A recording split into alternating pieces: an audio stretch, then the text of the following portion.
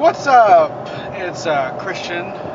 Driving back from Lexington to Louisville from the hospital account that we have. I know you really can't see me too well. Let me see if I can. There you go. You can see me a little bit now. So I just wanted to make a quick video here for the Entrepreneurship's a Dance. You learn as you go. I'm in the Silverado, the wildlife truck, but I had to go do pest control services, so it's the versatile wildlife truck. But I just wanted to make a little video, a quick short video about employees and reflection on me as an employee.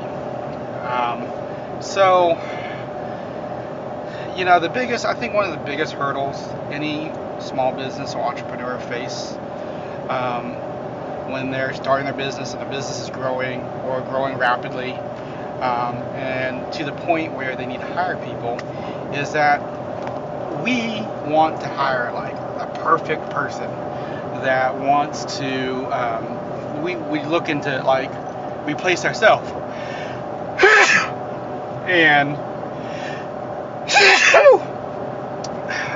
and so we're looking for like Christian Allen 2.0. And realistically, you're never going to find yourself. And I think that's one of the hardest realizations that any small business or entrepreneur has to face. And I think once you come to the understanding or being okay with hiring somebody that's not going to care as much as you do, that's not going to put the time, energy, emotions, effort into it like you, that good is good enough. And kind of be okay with and understand that they're going to do things a little bit differently, that might be not as good as the way you do it, or even better than what you do it. And that's kind of like the gamble.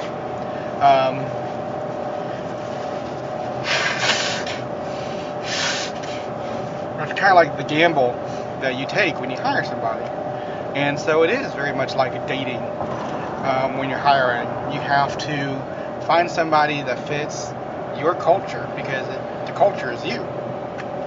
And I think once you come to that realization and you're okay with it, but then you also put the processes and procedures in place to make sure the quality is there and everything is getting done the way it's supposed to be, I think that's when businesses can really scale and can really grow. You know, early on, pretty much first person I hired, in the first position I hired, I learned that quickly. Like, Sarah's not going to answer the phone the way I answer the phone. She's going to do things a little bit differently. She processes things a little bit differently. She learns a little bit differently. And that's not saying anything wrong about her. That's just saying that that's the truth. That I learn things differently than her. She learns things differently from me. I do things differently than she does. She does things a little differently than I do. I'm not saying one is right or there's a better way for it. I mean, what works for her works for her. And as long as she's getting stuff done for me that I would like done and need done, why am I going to nitpick that she didn't do exactly the way I did it? And you know, there's always critiques, like, okay, well, you did this, how about let's do it this way? And you know, that way she's learning. It's constructive criticism, and but at the same time, you're getting her to be more efficient and do things a little bit more the way you want it done, because you do it on the company. And then I was listening to a Pest Daily video with, I can't remember his name, but he's talking about grading employees. And that's something that I try and want to do. But then also I don't necessarily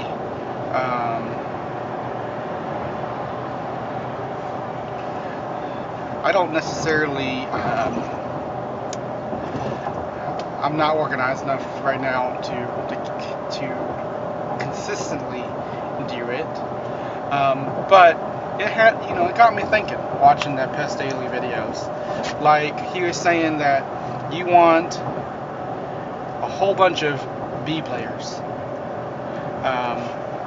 because you got the C players, then you're trying to get up to B players, and then you try to get the B players up to be A players. But A players are very, very rare. They're not very common, and that I think he said he's only seen like 2 to 5 in his career as a manager and owner of companies, and that got me thinking. Like, I'm like, I think I was an A player as a employee. But then when I started listening to what qualifies as an A player, and I'm like, maybe I wasn't an A player. And so then it got me really thinking. And then I was thinking, then it got me thinking about the way I run my business and how things are ran here and how I approach things now that I'm an owner. And also how I have a different understanding or appreciation or thought process on how things go as an owner.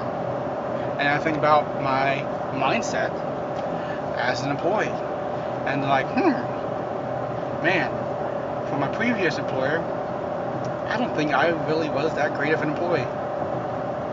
And it's not really bashing myself, but it has me really reflecting on, man, I think I was so blinded, misguided, or biased towards me and my performance,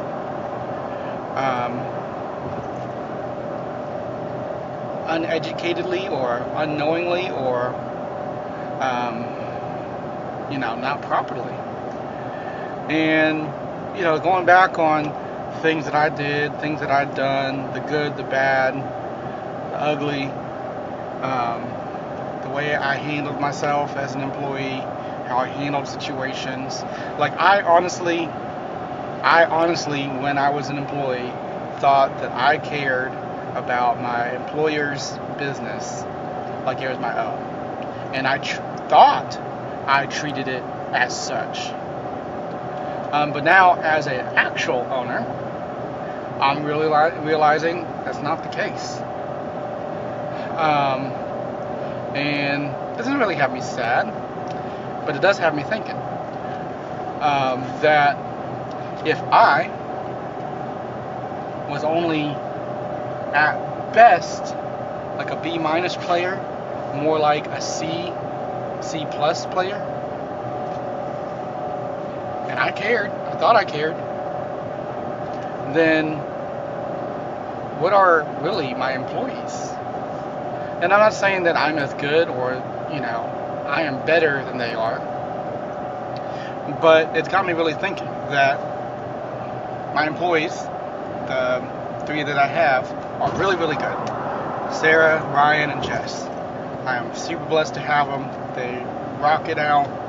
They do a whole bunch of work for me, and they show that they care and that they try really, really hard, and they are here for the best interest of the company. And I think they are, and I think they are. But it got me really thinking. Like, okay, well, I come out here and do these crazy night runs. I don't really expect my employees to do that. I work crazy hours around the clock. I work weekends. I work on stuff on Sundays, Saturdays, evenings, early mornings. But I can't really expect my employees to do that. And does that make them not great? No, that's just being human or realistic that this isn't their company. They're not fully invested because they don't have money, capital tied into this. They don't have the emotional attachment to it because they weren't here from day one. You know, they've only been here for a short amount of time, and they're impactful since they've been here. But do they, or is all of their actions really in the interest of the company? 100% of the time. Why not? We're human. Oh, I don't want to do this today, so we let this slack off. Or, oh, they forget this, but it's okay if we forget this, and like nonchalantly, like, oh, we're human. We, forget things, or got a lot on my mind, or whatever the case may be. And I don't know. I challenge everybody, whether you own a company, especially if you own a company. If you own a company, think back to when you were an employee and grade yourself. And then maybe look at your employees that you have and grade them. And then you'll maybe be surprised about where you are versus where your employees are now. Some of them might be better than you were as an employee. And then if they are, you really need to reward them and cherish them. It's really hard to find great help. If they're not, then maybe instead of being frustrated,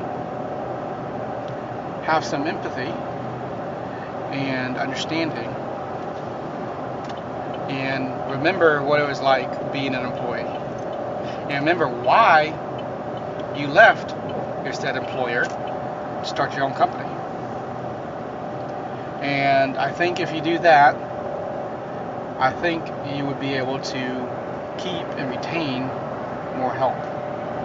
Now, granted, I have a very small sample size, and I don't have a very good track record at the moment, so a lot of it might be me, and why I can't keep help, whether it's I hired the wrong people, I didn't treat them properly, or respectfully the right way, or whatever the reasons are.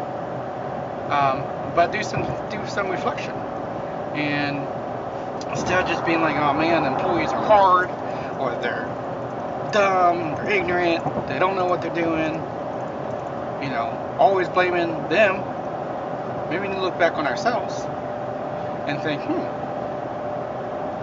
maybe I did that when I was an employee, and this is why I did that when I was an employee. Now, is it right? Maybe, maybe not. But could you be understanding towards it? Yes. And then, from that understanding, from a place of understanding, can you find a solution that could maybe push them over the top to be an employee that is better than when you were an employee? And if you're able to coach them up into being a better employee, that only helps you in your business. So, some food for thought. Kind of all over the place in this little video, but definitely me reflecting on employee engagement, retention, and how to improve as a company as we continue to grow. So, anyways, hope this was helpful. Hope it makes you think. If you partook in my exercise, I'd love to hear about it. Shoot me a message, shoot me an email, give me a call, Love to hear about it, and maybe you can help me grow as an employer, a boss, entrepreneur, small business owner, and your friendly neighborhood pest and wildlife tech. But anyways, if you like it, please share, and please subscribe to it, to this channel. And until next time, hope you guys have a great weekend and good evening, and keep killing it out there, guys and gals.